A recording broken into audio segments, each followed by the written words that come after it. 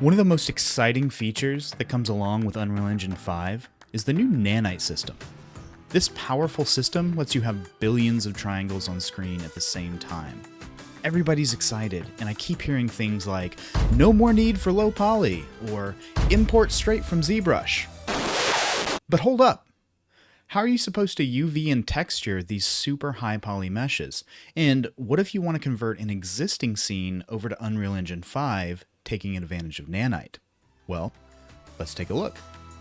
In the process of converting my Grand Space Opera ArtStation Challenge scene over to Unreal Engine 5, I wanted to take advantage of Nanite and start converting the bulk of my scene's meshes over to higher polygon Nanite meshes. But I didn't want to have to go through a long UV process of redoing the UVs or spend any time retexturing them.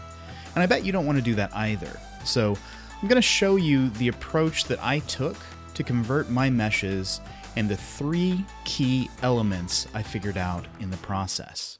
First key point, decimation. If you're like me and most environment artists I know, you're probably used to decimating your ZBrush sculpts before exporting for a high poly bake. We usually do this because we need to bring them into a modeling software like Maya. Maybe you need to live mesh it, maybe you need to assemble it, or maybe you need to apply material IDs. No matter why you're bringing it into your 3D Hub software, programs like Maya typically don't handle millions of polygons very well. But I've found that a 10% decimation out of ZBrush is nearly indistinguishable from the sculpt.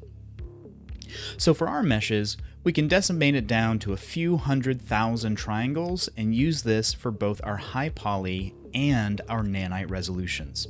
But wait, why do we need both? We'll touch on that in just a moment. As an example, let's look at my ground blocks here. In my original scene, I had these low poly versions. For my Nanite conversion, we're just going to use my original decimation export that I exported for high poly. But I want to utilize my original texture job on these Nanite versions. Which brings me to the second key point, transferring UVs. If you were doing this process from scratch, there are a number of ways to UV high poly meshes, ranging from blanket selection of faces paired with a planar map, all the way to procedural auto UVs with Houdini. But since we're doing a conversion here, I want my Nanite mesh to have the exact same UV layout as my original low poly. So what we're going to do is we're going to transfer those UVs. Most 3D modeling software packages have a way to transfer UVs from one mesh to another. Since I'm here in Maya, we're going to use the Transfer Attributes tool, which you can find here under the Mesh menu. Now, we want to make sure that we select the options box so we can double check and make sure we have the right settings. So first off, for attributes to transfer, we want everything to be turned off except for UV sets because we're going to be transferring these UVs. So we'll go ahead and set this to current. Next, we want to make sure that our sample space is set to world. So once we have that, now we can start the transfer. The order you select them is really important. So let's go ahead and have our outliner open here, and you want to select the mesh you want to transfer from, in our case, the low poly first, and then hold down Control and select the mesh you want to transfer to, in our case, the sculpt here. So when you have that done, go ahead and hit transfer. And depending on your machine and the poly count of your mesh, this can take a while. When it's done, your Nanite mesh should now have a similar UV layout to what we had on the low poly here. So now, with that good to go, we can jump right into texturing. This brings us to the third key point. Bakes are here to stay. Remember earlier when I said we'll be using the same mesh as both Nanite and high poly? Well, for these ground blocks, that's going to be to preserve the integrity of our existing textures so we don't have to redo any of that texture work. Now, I'm going to be using Substance Painter, but you can accomplish similar workflows in whatever software you're using. So what we're going to do is we're going to open up our original Substance Painter file. And this file has all of our textures already in it that we did for the low poly version. Now, before anything else, you'll generally want to save a copy of this so you don't lose all of your work. So we'll work in a non-destructive workflow here, and that way you'll still have your low poly version textures available for anything else that you might need them for. Next order of business is to go to Project Configuration under the Edit menu here, so we can replace our low poly mesh with our Nanite mesh. So we're just going to click on Select here, and we're going to go and find our meshes. Now remember, you don't just want to grab the meshes that you exported out of ZBrush, you want to grab the ones that you have transferred the UVs on. So I'm going to grab this here, hit open on that, and it's going to load it in. Now, I've found on my machine, at least, that I can feed millions of triangles into Substance Painter, and it still works. So it shouldn't have any trouble at all with a decimated mesh. Now, once it loads in, you should see the original textures on your Nanite mesh right here. But we're not done.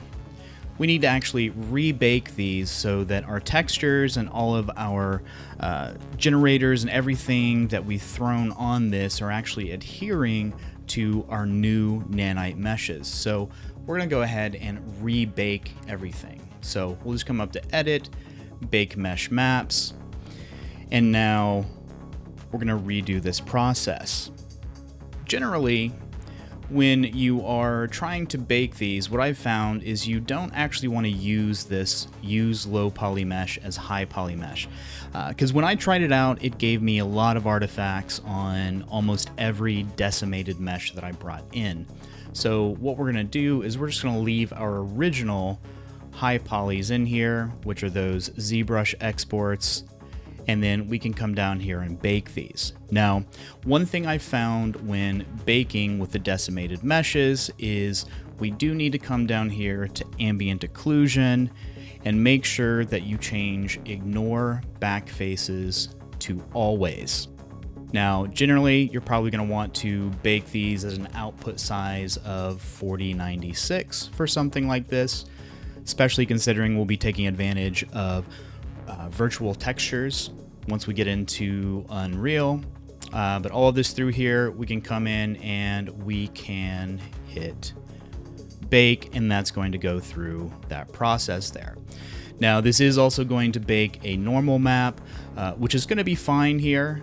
The actual baked normal map is not going to have a lot of detail in it, but in the texturing phase, on these guys here, what I've done is I have built up a normal map of noise detail from all of these rock textures that I have here.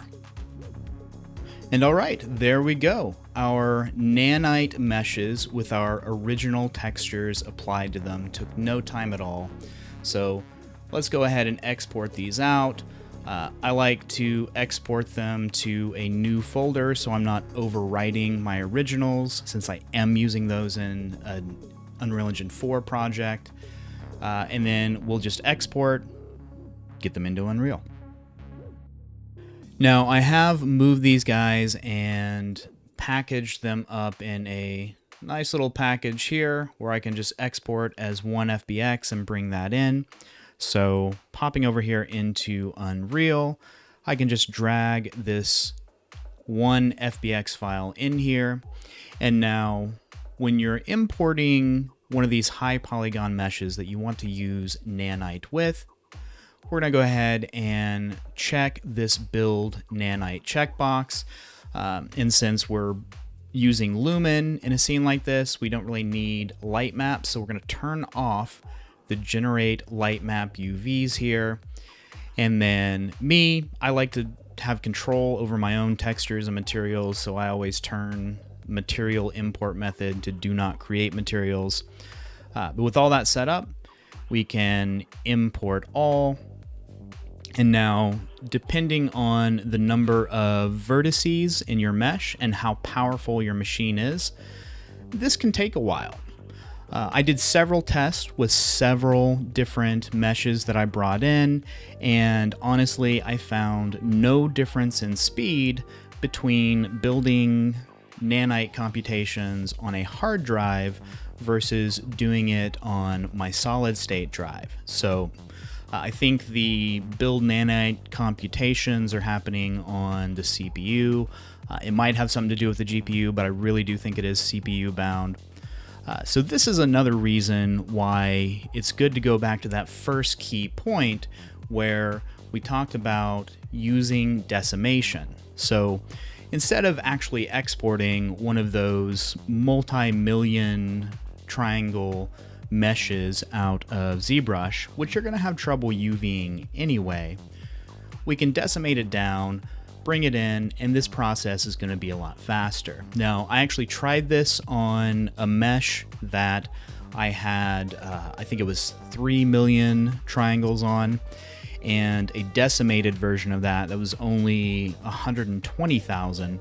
Both of them looked exactly the same when they came in, but the 120,000 triangle version only took a couple of minutes, and the 3 million triangle version took over an hour. I thought my machine was frozen the whole time. But now here we go. We've got our Nanite versions in here, and we can see that they are converted to Nanite because our triangle counts there are at 2,000. Seems to be that's what all Nanite meshes that are over 2,000 when they come in are set to, is the 2,000. It's the new Nanite LOD type of system. But then we need to bring our textures in here as well. Now this is going to be the same process we've always used before. The big difference is that it's going to bring them in as virtual textures if you have that option enabled in your project. So project settings, we'll come to virtual textures somewhere down here. Yes, enable virtual texture support. It does require an editor restart, but it's useful to have that going on because it makes the texturing more efficient for these Nanite meshes, as well as if you want to use something like virtual height fields. But right, this here, as always, we need to come into our ORM, our masks, and we need to change the compression to masks so it turns off the sRGB, because we do not want our masked textures to be gamma corrected. So we can hit save there, and then you just build your materials with these. There is nothing new here. You probably already have a master material set up that you can create an instance for, but all of these things are just going to come in here like normal. We'll plug them in the same way that we always do. So our base color here goes into the base color, normal into the normal. Our gray packed texture, we can feed our red for the occlusion into ambient occlusion, green into roughness, and blue into metalness. This is if you're using the default Unreal Engine 4 packed export out of Substance Painter, which I always do. If you're using a different stack or a different software for this, your order of channels might be different. But now what we can do, we'll just pop into a new level here. I'm going to drag this guy out, and then we're going to apply it on here like this. And now we have a Nanite mesh with our textures on it. So next up, let's look and compare. All right, let's look at these side by side. So over here on the left, I have my original low poly version. Over here on the right, I have my Nanite version. Now, right here already, just by looking at this, if we look at the bottom of these guys on the broken piece here, you can see that we get a much stronger silhouette anywhere that you have a silhouette change. But let's go ahead and zoom in on this here, and we can see right through here how that works out with a texture on it. And then come over here to the Nanite version where we have actual geometry. Now, this is where the importance of baking still comes in, and when you bake this Nanite mesh onto itself, we can still take advantage of things like the curvature to get these nice edge highlights in here, and we can take advantage of things like the ambient occlusion and the cavity maps to get all the dirt and everything coming up into these cavities. So if we were to look at these from probably like a character running by them point of view, and you look at some simple meshes like this, even looking at these broken ones down here, you have to ask yourself the question, does it really make a difference? And to be honest, I'm looking at this and I'm not entirely sure that it does, at least not for things like this. Now, when we're looking at guys like these right here, which are fairly simple, you know, the normal maps are capturing a lot of that detail. Looking at it from a distance, you know, it's pretty good. It's going to get the job done, I think. Where Nanite seems to shine is when you get these little areas where there's a lot of geometrical change in there. The way the new lumen system and the new reflections work with everything, we're getting actual strong, you know, real-time ambient occlusion happening in all of these cracks and everything. But on something like this, you know, you're never really going to get that close to it because these are little ground blocks that the character is going to be running by. But regardless, it's still a pretty solid system. You can do some cool stuff here, and Nanite is also replacing the LOD system that we're used to. So even taking our low poly meshes and converting those over to Nanite is going to give us some better performance on those. But as cool as these guys are, let's have a quick look at another piece that I did over here. So in this scene, I have these kind of floating ancient tablets here, and it's made up of two pieces. The top piece is a very stone-based tablet, and then the bottom piece is actually just modeled out. I didn't even take that into ZBrush, I didn't sculpt it or anything like that.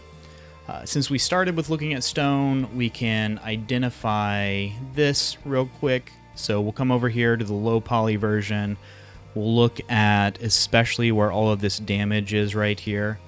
The rest of it looks pretty good, but this is all normal map, all ambient occlusion and curvature and all that. But if we move over to the Nanite version, now all of this sculpted damage through here is actual geometry. So does Nanite make the interiors of this thing look better? Not really, because they're flat. Is it needed for some of these edges through here? Maybe not necessarily, because if you do your low poly modeling correctly, where you've got a nice chamfered bevel around there, your normal map is going to pick up a lot on that. But where it shines is in these massive silhouette changes, as well as in these areas where we've just got a lot of crazy detail like this. So how did I actually convert this one? Well, there was a little bit of a different process with this because of how the base was built. And we're going to cover that in the next episode. So if you want to see that, Don't forget to subscribe so you know when the next episode comes out. And if you found this video helpful at all, throw a like.